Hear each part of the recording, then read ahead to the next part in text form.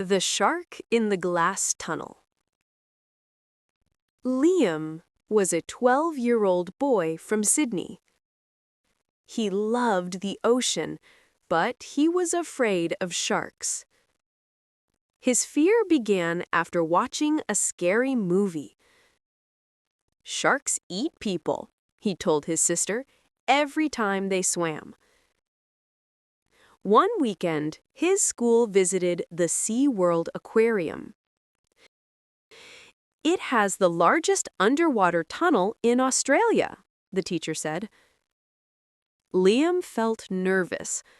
"I don't want to go inside," he whispered. His best friend, Zoe, smiled. "Don't worry, they can't get you." The group walked into a long glass tunnel. Blue light filled the space.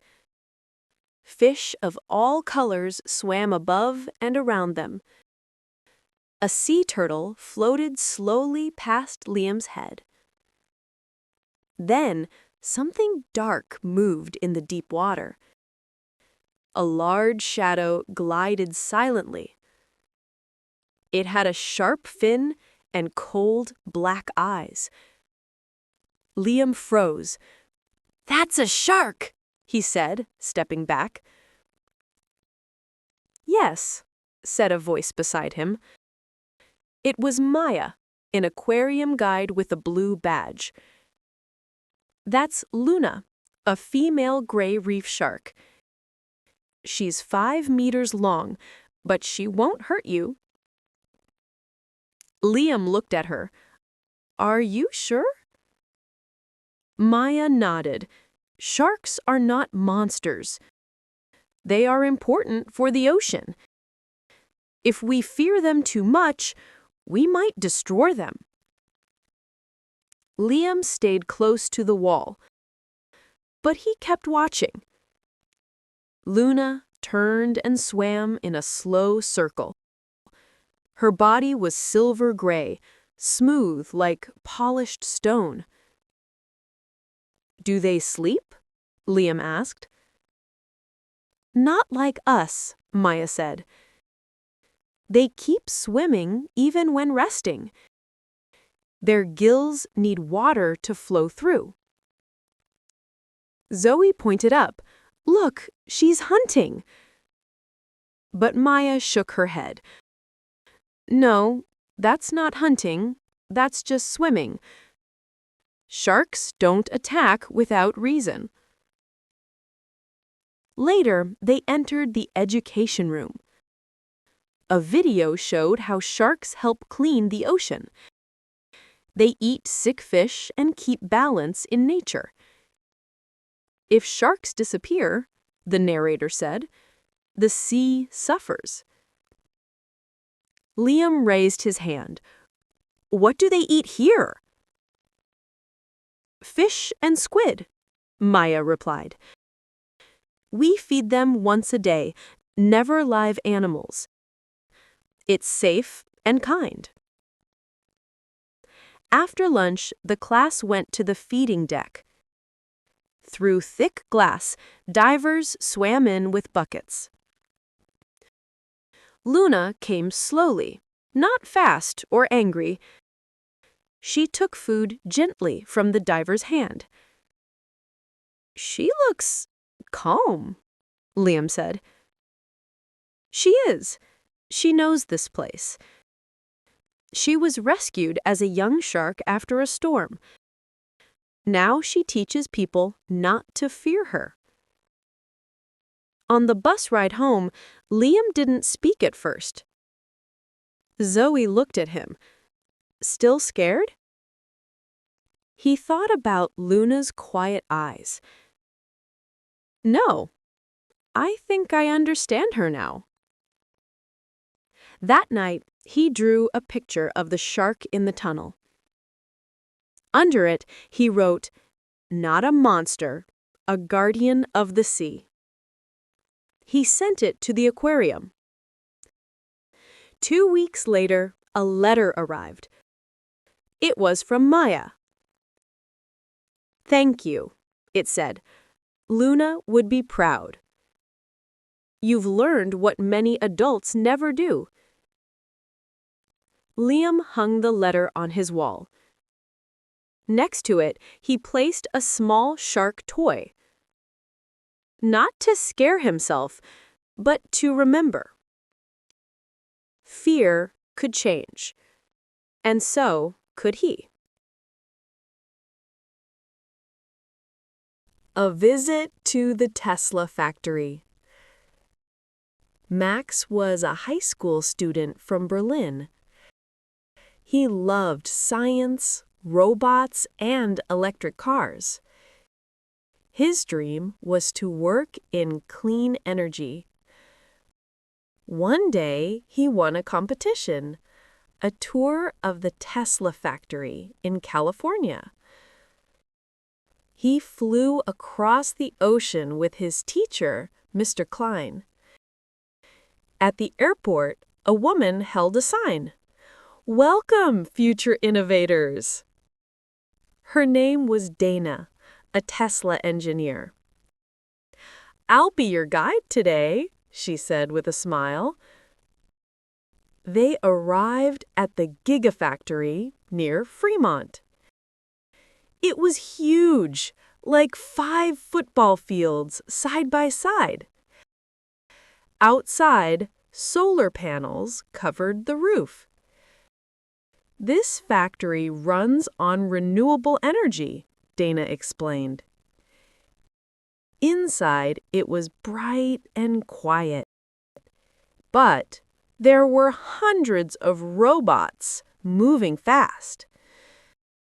Metal arms turned, lifted, and welded car parts.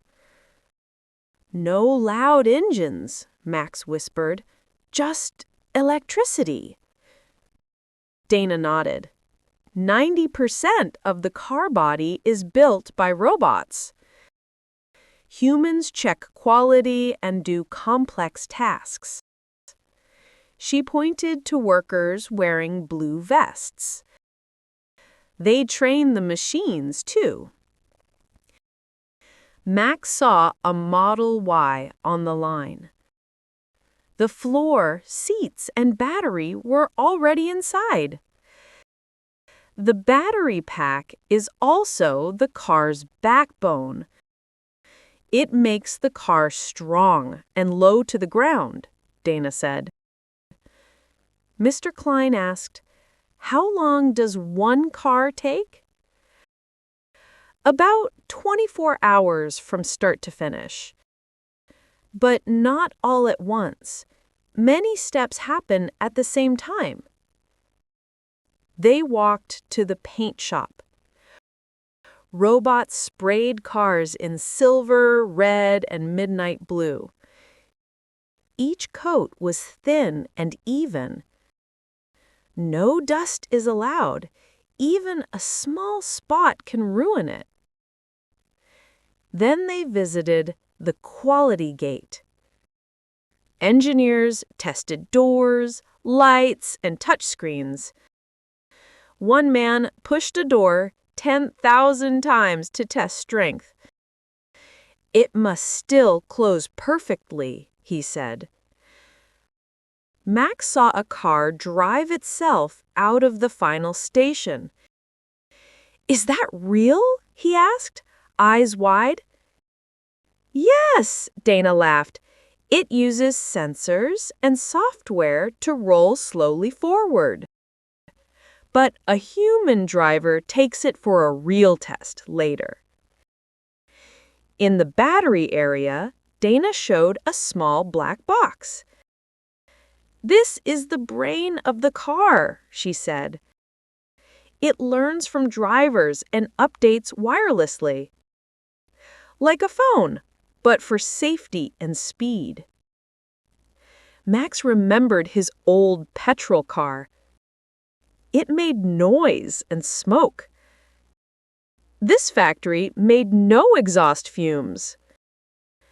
"The future is clean," he said quietly. At lunch, they met 2 young engineers. "I studied computer science," said one. My job is to improve self-driving software. The other said, I test how fast the car charges. A full charge in 20 minutes? That's our goal. After lunch, Max asked Dana a question. Can anyone work here, even if they're not from the U.S.? Of course, she said. We need minds from everywhere. What matters is curiosity and care for the planet. Before leaving, they saw finished cars lined up outside. Red, white, black, ready to ship around the world. Max touched one gently. It feels smart, he said. On the plane home, he opened his notebook. He wrote, One day I will design electric cars too. He drew a sketch of a robot building a wheel. Back at school, he gave a talk. The future isn't magic, he told his class. It's science, teamwork, and never giving up. Life at the edge of the world. Every year, scientists travel to Antarctica. It is the coldest, windiest, and most remote place on Earth. They go not for gold or glory, but for knowledge. Dr. Aisha Patel was a climate scientist from India. She packed warm clothes, photos of her family, and 2 books. I'll be gone for 6 months, she told her younger brother. He hugged her and said, Don't freeze. The plane landed on a runway made of ice. Wind blew snow across the ground. Aisha stepped out in a red parka and heavy boots. Welcome to the end of the world, said a man with a radio. He led her to a research station built on stilts. Inside, 10 other scientists lived and worked. There was a kitchen, a lab, a small gym, and tiny bedrooms. We share everything here, said Maria, a biologist from Brazil. Their mission? Study how climate change affects Antarctica. They checked ice cores, air quality, and penguin colonies. Each morning, they recorded the temperature. One day, it was minus 35 degrees Celsius. Another day, minus 18 degrees with strong wind. It's warming faster than we thought, Aisha said in a team meeting. Maria pointed at a photo. Look, this glacier melted 20 meters in 5 years. A quiet man named Tom added, The sea ice is thinner too. Everyone nodded. The signs were clear. Outside work, life was simple. They ate together, played cards, and watched old movies. On birthdays, they made cakes from powdered eggs and frozen fruit. At night, they saw the southern lights, green waves in the dark sky. But not all days were peaceful. One storm lasted 4 days. No one could leave the building. The power flickered, the heat almost stopped. We're lucky the walls are strong, Tom said, checking the generator.